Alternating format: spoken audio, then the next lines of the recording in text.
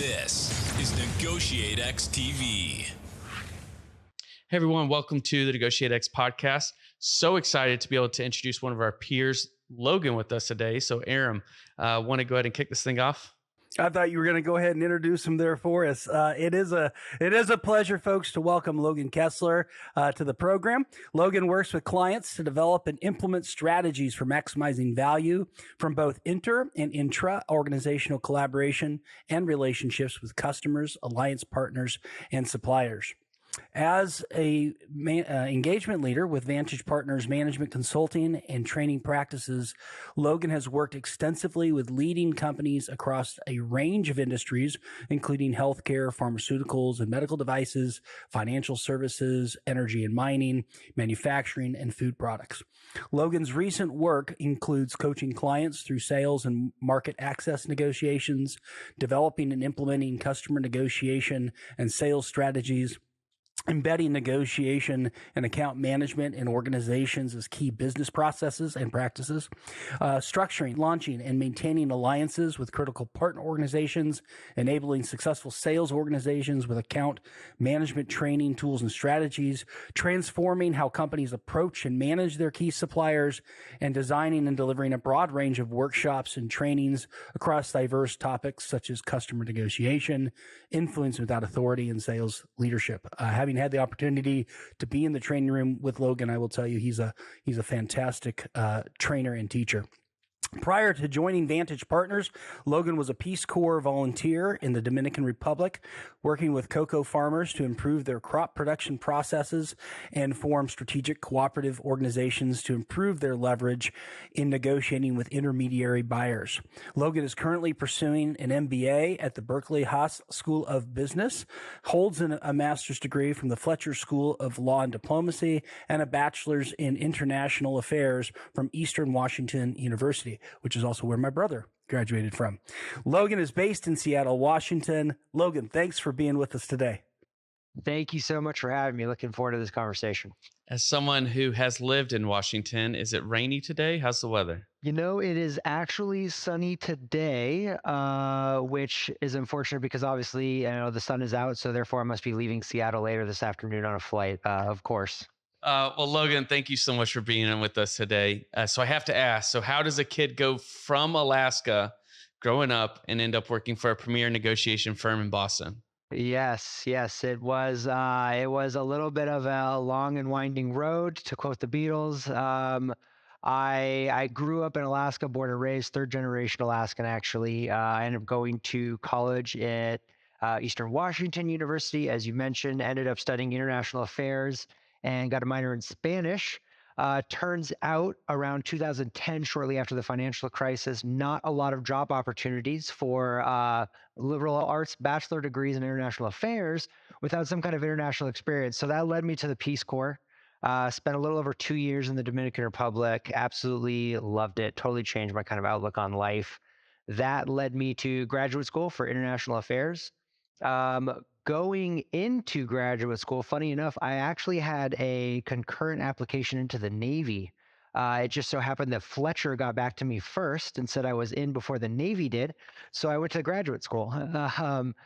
While in graduate school and even going into it, I was sure, I knew my plan. I was going to graduate in 2 years, no problem, and then either join the military or become a diplomat for the Foreign Service. What do they say about best laid plans? My first semester, I took a negotiation course with a mentor of mine now, Rob Wilkinson, who I believe is actually a former guest on your show. Very first semester, took a negotiation class with him. About 3 weeks in, I was like, wow, forget whatever plan I had. This is what I need to be doing. This is so interesting. And so I talked with him and I said, how did you get to where you are? And how do I do what you do? And he kind of turned me on to a couple different places to look and some different opportunities. And, I found Vantage Partners where I'm working today, kind of tweaked my coursework over the next year and a half to focus and set me up for a career in consulting. And that was nearly 7 years ago. Time flies when you're having fun. I didn't know you almost went into the Navy. I almost did. I almost did. They were just a couple weeks behind Fletcher in their acceptance process or denial process, whatever the outcome may have been. Yeah, from two Army guys, you made the right choice by not going into the Navy. So Hey, Logan, you are both a practitioner and trainer, and I know you've worked with corporate clients, kind of that are all over the spectrum, either kind of brand new to some of the systematic, formalized negotiation processes and tools and training that you bring, and some folks who are very well equipped and have been doing it for some time and have really built it into their organizational processes. What are some of your observations as you look at clients who kind of progress from maybe a one-off training to actually practicing and implementing these concepts day in, day out in all aspects of their business? Yeah, it's a good question. I think one thing you said in the question is kind of the key differentiator for me is, do organizations look at their ability to negotiate on an individual and organizational level as, a one-off workshop because maybe they have the L&D budget, or they had one particular issue or challenge that is front of mind? Or do they treat their negotiation capability as a must-have competitive advantage for their organization to win in the market and serve their customers?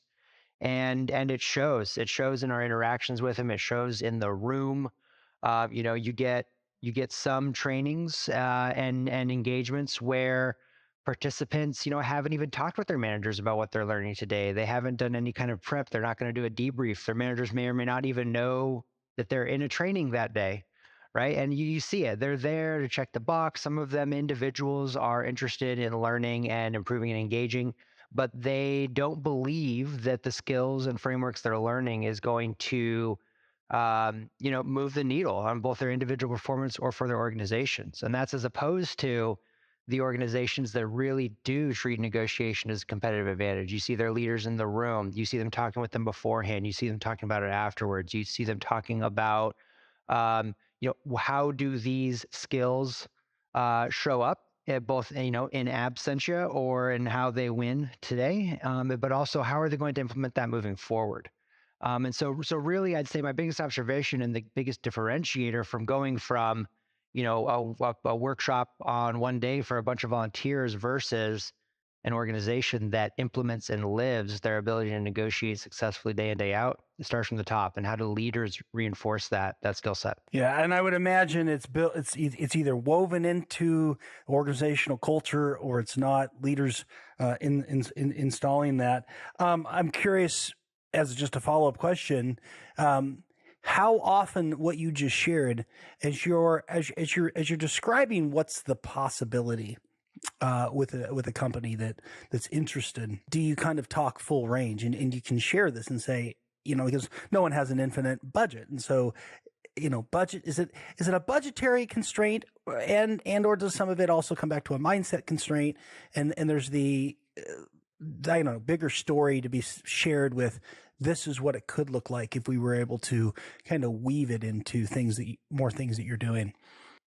Yeah, there's always there's one thing about what I and we do in this field is that we left black and white far behind, right? We're very much operating in the gray. And so, I don't want you to hear me saying that one negotiation workshop is not impactful, because you are always going to reach someone in the crowd. Hopefully we're reaching everyone, but we want to manage expectations here that are going to hear what you're saying, and it's going to resonate with them in a way that they realize that this is something I can do to improve as a professional, as a human being. Honestly, we'll probably get to a little bit of that later.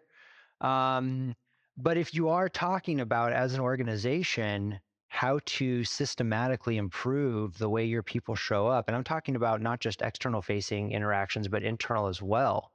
It's something worth giving thought to. And I know a lot of organizations do. Obviously, it's a reality. You have to make budgetary decisions and you can't do everything.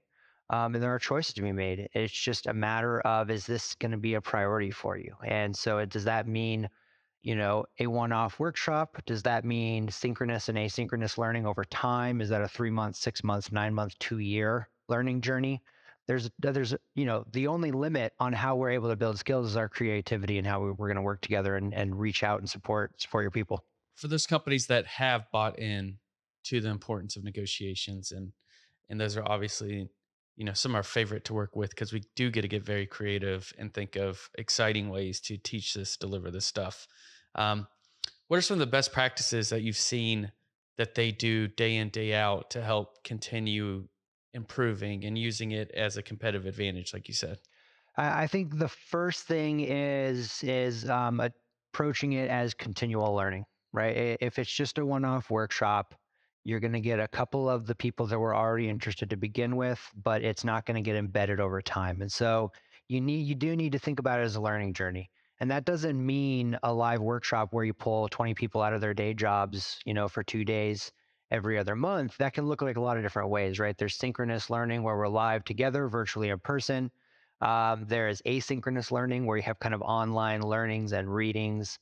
You can do shorter sessions, right? Little 1 hour virtual sessions to get together. But really, as adults, we don't just learn one off, right? We learn, we practice, we teach, right? And that's how we kind of embed that knowledge. So really approaching it with the time perspective in mind, I say that's best practice number one. And that's going to look a little bit different for every organization. I think the other thing that is really important is taking a look at how can you align um, the incentives and performance measures that are going to reward people to interact in the ways that you want them to. Um, One example that we see is, we work with a lot of supply chain organizations, right, and procurement.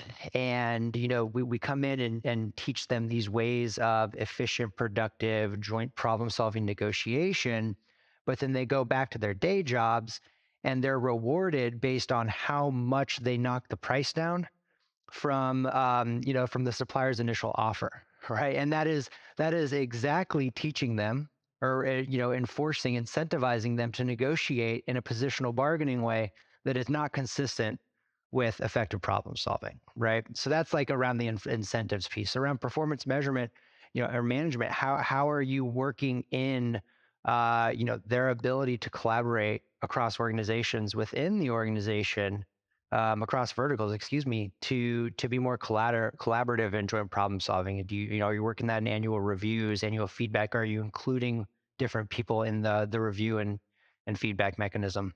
I want one more best practice to share. I know I'm being long-winded. I apologize to you and the listeners here. Um, but I think looking at how you can make it a whole of organization effort. If you teach one business unit to negotiate in a collaborative joint problem solving fashion, but no one else in the organization interacts that way, you're very quickly going to fall on old and possibly bad habits. Right? You can't just have kind of this Jekyll and Hyde thing where you negotiate with some people one way and others in another way. To actually get that full benefit to the entire organization and reinforce those behaviors, looking at it across the whole entire organization and how to upskill everyone. Well, I'm glad you mentioned the last one too, because it really got to a point earlier. You talked about the inward focus. And I think it's really easy for us. I mean, especially as you're talking supply chain negotiations, other things, to be so externally focused. It's us with somebody outside. As you're talking about how these processes, right, to some degree with continual learning, but certainly more degree with regards to aligning incentives, performance measures, and the whole of organization approach. Those involve these internal negotiations. Talk to us about that. How difficult are those internal conversations on any issue? And how do you coach organizations to approach them more effectively? Yeah. Well, Aram, as much as I do, whatever we ask people in the training room, right? Where do your most contentious negotiations take place, right? 9 out of 10 hands go up when we ask them about their internal negotiations, right? Like the customer, the supplier, the partner, they can be hard, but usually we can make it work, right? But when I talk to marketing inside, oh boy, I get my heckles up, right? You're talking to salespeople. I maybe have my own theories about why that might be the case, but it's almost always true. Everyone talks about their internal negotiations being so much more contentious, and I think one part to think about that is kind of the frequency and duration of time with which we have our relationships with our internal counterparts, and how often we negotiate with them, right? We talk so much in negotiation that you are teaching your counterpart how you want to work with them and how you want to negotiate with them. And when you meet with someone for over the course of years, several times a day, if not a week, you fall into these patterns. And if those patterns start to veer you in a direction that is if not efficient, not productive, you're not maximizing the value you're both getting out of these interactions, the wheels come off pretty quick and you get stuck in this rut of how you're interacting with each other. And it takes one person, if not both, to signal to the other that they want to change the tune a little bit. They want to change the music and how we're working together. And that's really hard to do. It's amazing that it does come up that often, and that it's hard to do when we should be aligned on the same company objectives. I wonder how much of it is also the approach is different. It's where we sit, and so the solution looks different if you're in marketing versus on the ops side, or on the legal side or finance side. It does go back to kind of the piece around incentives and performance management, right? Because am I trying to get outcomes for my business unit or vertical, or am I trying to get outcomes for the organization? And the way we are incentivized and rewarded to achieve either of those has huge implications for how we negotiate. We talk to a lot of clients that want to go to market as, one Acme, insert organization name there.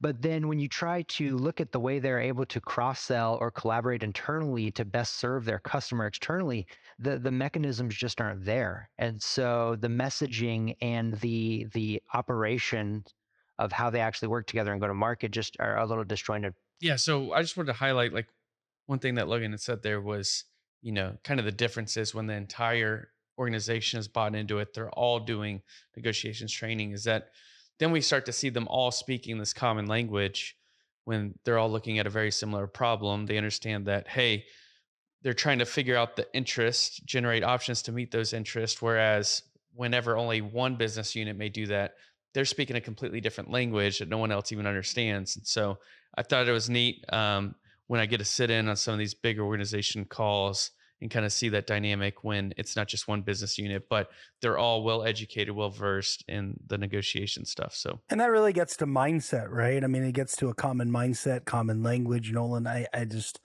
without that, problems with it, opportunities abound. But Logan, what I wanted to ask was in your bio, we talked about the work you've done with financial sector, energy, just a number of different folks. As you work across these different industries, either on the training side of the negotiation work or more on the consulting side, what are some of the things that you've found to be similar, different, or even surprising in terms of challenges they face, or other lessons? Yeah. I think one thing that always strikes me is when we work with different clients, even within the same industry, but certainly across different industries, we always work really hard to understand their challenges, their dynamics, so we can teach them in the context of their day-to-day life, what their job looks like. What always strikes me, though, is that the dynamics that people describe and the challenges that they ask us for advice on are remarkably similar. And it comes down to, right, I think a little bit of human nature. I think it comes down to patterns and assumptions we have about negotiations that we bring into it. and obviously, the depending on the organization, the role you sit in, the industry in which you live, the standards of legitimacy that we're able to bring to bear are obviously going to be very different. The options we are therefore going to be able to generate, very different. A lot of the interests that people have, both personally, professionally, they stay remarkably similar. And we often hear folks say, "Oh, well, that won't work here because of XYZ," right? Well, I was with one of your, another firm in your industry, and they do it this way, and it's a little bit different. Or, I work with both sales and procurement teams. Guess who each of them describes as the ultimate villain in their day job, right? So it's just, I think what always strikes me is that we are people and humans first, and we're trying to do the best we can, and we just find ourselves up against different dynamics and challenges. But the solution is often very similar. I've had a similar experience. I mean, I'd say Nolan, I've had a similar experience. I like to start sometimes, and I think you do this too, Logan, kind of who do you negotiate with over what sorts of things? And then kind of the last column is, and what makes it challenging or difficult, right? And so obviously, as you're saying, like the context, the who and over what is different. And I love the even greater depth that you went to, which is, and the solutions they might come to are going to look different. And the reasons those things are fair and reasonable are going to look a little different. But the nature of the challenges, those patterns you're describing, right? The human interaction, or even some of the tensions around constraints, even if those resource constraints or whatever they are slightly different, there's a lot of similarity in those challenges across industry. It doesn't matter, whether it's a group of Navy SEALs or it's a group, it's a procurement group. So one thing we often talk about and hear from others in the negotiation field is the critical importance of preparation. Wondering if you might share with us your thoughts on how one can get prepared to negotiate, and really like to kind of dig in deep here. Yeah, I think so. It's funny, right? When we talk with our clients, either in consulting or training engagements, right? We always stress, and I've heard you guys talk about it before too. Preparing is probably one of, if not the most powerful thing you can do to improve your leverage in a negotiation. And almost, without fail, the response we get back is, I don't have time to prepare. Right. And to me, I can't help but chuckle at that a little bit, because people, we just heard people describe all of the challenges they just have, how much time they waste by getting off on the wrong foot or being inefficient in negotiations, something that takes a month and a half or 2 months that could have taken one meeting or a week. Right. And I hear you saying you don't have time to prepare, but then you've got 2 months to waste by negotiating ineffectively. And I'm like, okay, if you could cut that time from that 2-month negotiation down to a month and a half, or down to a month, or down to 2 weeks, wouldn't it make sense? Wouldn't you make the trade-off to give 30 minutes, 60 minutes, 2 hours, half a day to prepare with your team to save you that in the long run? It's just kind of that time bias people have, that, the time spent now just doesn't quite, click that that's better time spent over the next, down the road, couple of months or whatever it may be. And it's really just about kind of changing or evolving kind of your habit or your mindset about how you go into negotiations. And it's a habit change, and it's hard. All right. I'm not saying you can't just wake up one day and say, okay, I'm going to readjust my schedule and calendar to approach my negotiations differently. It is something you have to work on. I think that goes back to our kind of how where we started today around what do organizations do that are kind of treating it as a one-off training versus implementing at an organizational level as a competitive advantage.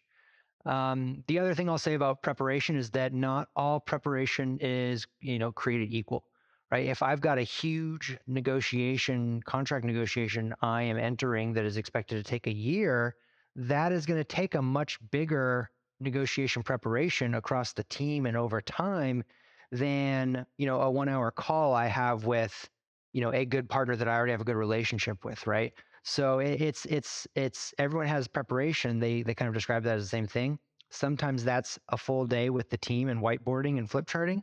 Sometimes that's an hour of just writing notes to myself. Sometimes that's 5 minutes in the back of my head, back of the napkin, jotting down some quick notes, right? But it's all about having that framework, that model, that system to prepare so you're doing it efficiently and effectively.